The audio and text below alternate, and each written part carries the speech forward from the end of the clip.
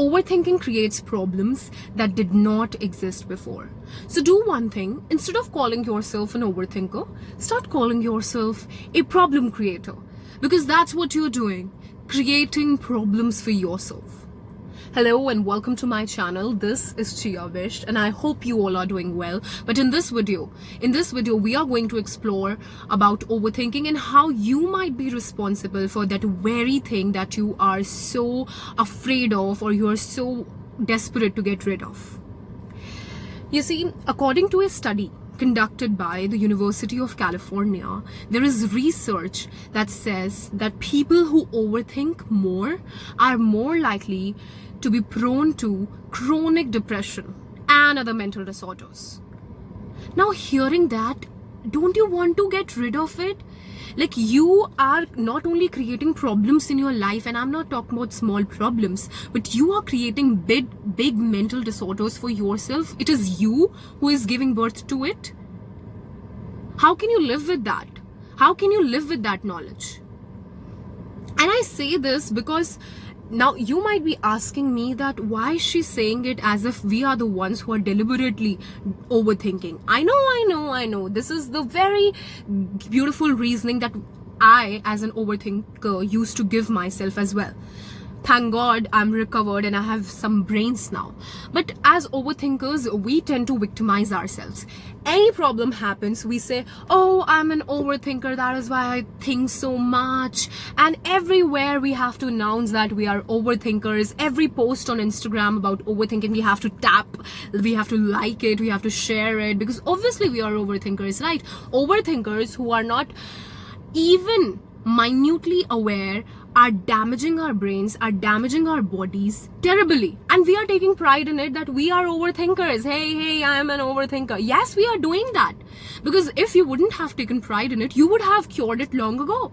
Because you are perfectly capable of overcoming overthinking at any point of time.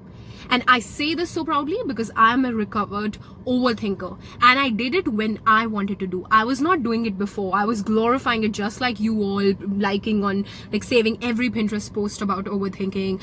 Constantly, every day, accepting that yes, I'm an overthinker instead of working on it. Because if you would have worked on it, you wouldn't be here. So in this video, I'll tell you that now we change our identities. We are no longer overthinkers. I changed my identity as someone, obviously everyone is changing their identity, but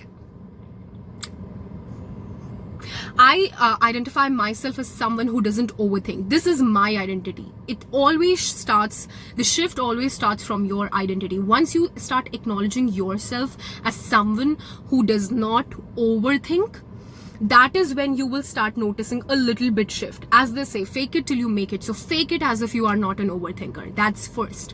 Secondly, if I tell you that I can take 30 minutes of your day, and instead of having 24 hours, you will have 23 hours, 30 minutes. And that would mean that you will stop overthinking. Will you like that deal? Will you like to trade with me? Tell me. If you said yes, then good, we can move on. If you said no, just stop my video, please. Because this is the only way we are going to stop whatever you're trying to cure. See, the thing is, I need your 30 minutes. Let's start from 20 minutes. 20 minutes, I need you to work out. Yes. The thing that you avoid the most is the thing that you need to do to stop overthinking. Now, what do? Is wake up every morning and start your day with a workout. Because what happens is when we exercise, our body releases endorphins, which in return relieves us of our stress. Now, I'm not saying that you have to do heavy workout every day. You can do anything. If you like Zumba, go and do Zumba. If you like cycling, swimming, it can be in any form. Just move your body. Just don't stay still, because if you stay still, it's not helping.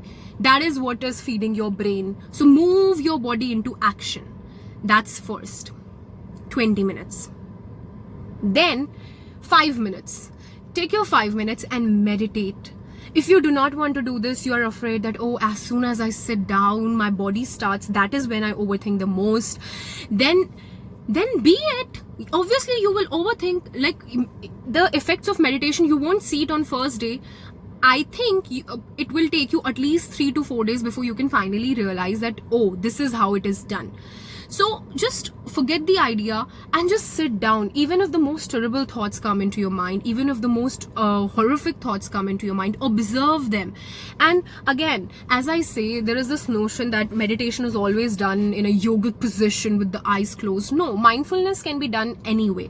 There are different types of mindfulness. There is Vipassana meditation, Kundalini yoga. You can do anything, whichever you feel is the most apt for you, whichever you feel that you will be able to do it. You can even lie down and do it.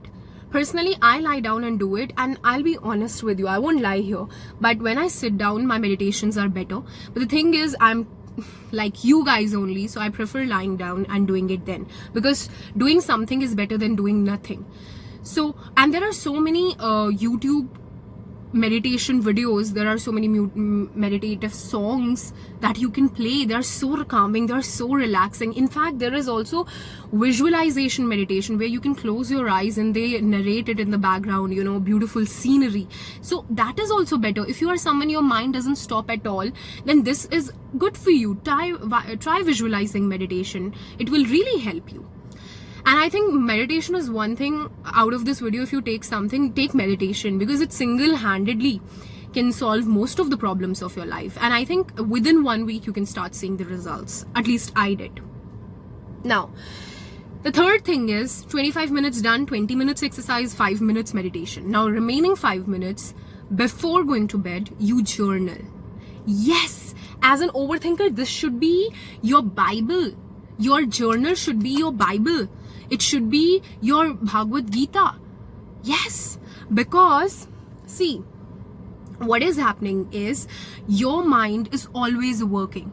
And what you do is you take these emotions onto your next day, because you are sleeping with these emotions. You are doing nothing about it. You are overthinking something, and then you are taking these emotions the next day. So you are just adding on to the burden, and the day next, and the day next. But when you journal, you end your problems the same day. So then when you start your new day, you start it on a positive blank slate. This is how you break the cycle. Before going to bed, journal everything that has happened to you, everything that is going in your head, everything. See, first, you will be feeling lighthearted. Second, it also involves the process of catharsis, where when you went out something. Often psychologists, in therapy it is used. When you went out things, you feel lighter, you are letting go of your emotions, so that way you feel better, you feel more positive. Now, because once you get rid of this toxicity in your head, you will feel better. Now you can make space for positive things. It can be positive affirmations. These are additions, obviously, if you want to do more. So you can say positive affirmations that I am calm. But if you want to keep it short, just follow the 3 steps. Exercise, meditate, and journal. Simple as that. Exercise, meditate, and journal right before you're sleeping. I hope you follow these steps, because you see, overthinkers are just lazy people. Nobody will say that. I will tell you this.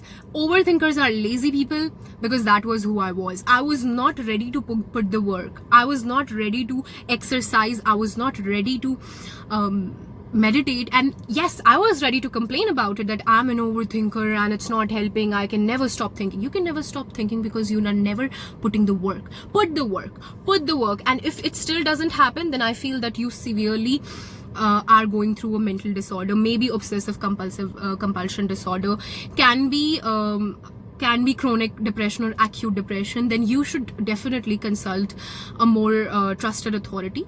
But if you have no mental disorders, right, if you're mentally healthy, I'm pretty sure that if you follow these 3 steps sincerely, you will be able to recover this bad habit of yours.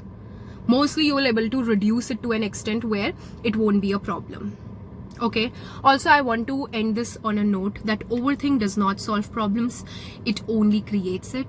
Overthinking does not make you rational. It only makes you irrational. Okay, so work on it, ponder over it. And I hope you loved this video, and if you do, please like, please subscribe, because the more you will share it, the more you will subscribe to it, the more it will reach to an audience which can relate to it and find it more helpful. Okay, have a good day. Bye.